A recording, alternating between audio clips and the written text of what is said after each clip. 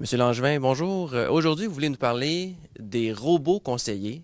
C'est de plus en plus populaire auprès de certains investisseurs qui veulent réduire leurs frais de gestion. Donc, ils passent par des robots conseillers plutôt que par des conseillers en chair et en os. Qu'est-ce que c'est d'abord un robot conseiller? Bien, c'est qu'en fait, on cherche à remplacer l'intervention humaine derrière le conseiller financier pour, bien, vous l'avez dit dans votre question, pour réduire les frais.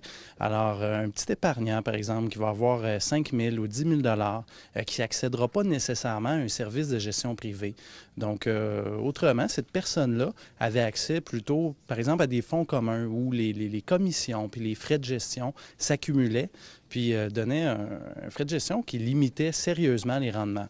Alors, les robots conseillers, en supprimant l'intervention humaine, font en sorte que les frais sont inférieurs et tout ça se fait sans intervention humaine. Donc, c'est vraiment un questionnaire qui est passé, par exemple, sur le web, en ligne.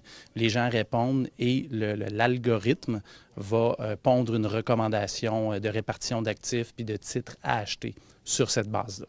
Et là, on a parlé un peu des avantages des robots conseillers. Est-ce que vous pouvez nous parler aussi des inconvénients de faire affaire avec un robot conseiller par rapport justement à un conseiller traditionnel?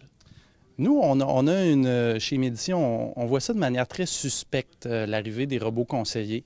On se demande comment un robot va arriver finalement pour évaluer la tolérance psychologique d'un client au risque.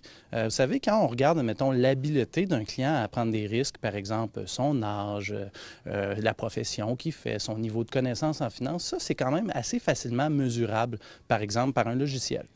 Quand on arrive dans la tolérance psychologique, bien, on le sait, en période d'exubérance ou en période de crise, la tolérance au risque, finalement, chez un client, elle tend à changer. Alors, ça prend vraiment, d'après nous, une intervention humaine pour pouvoir questionner le client, puis amener un certain rôle de régularisation. Donc, quand il y a une crise, bien, rappeler à son client sa politique de placement, lui rappeler que, bon, c'est pas parce que le marché baisse qu'il faut tout changer soudainement. Puis on pense qu'à long terme, ça améliore les rendements. Les robots conseillers, vraiment, on n'est pas convaincu qu'ils vont arriver à faire cette tâche-là. Et maintenant, est-ce qu'il y a une différence, disons qu'on investit au Canada ou aux États-Unis, est-ce qu'il y a une différence entre les robots conseillers canadiens et américains, par exemple? Oui, c'est bon de poser la question. Aux États-Unis, la législation en place fait en sorte que le robot conseiller en algorithme pur qui remplace l'intervention humaine, c'est légal. Par contre, au Canada, on va parler plutôt de conseil en ligne. Donc oui, on peut utiliser un algorithme, oui, on peut utiliser un logiciel qui va poser des questions aux clients, mais au final, il doit y avoir un être humain qui porte un jugement critique, puis qui, au besoin, va rencontrer le client ou va le questionner pour préciser certaines choses. Alors, on pense que la législation canadienne est beaucoup plus intéressante pour les épargnants que l'américaine où, là, on a des gros bémols. Merci beaucoup, M. Langevin. Merci.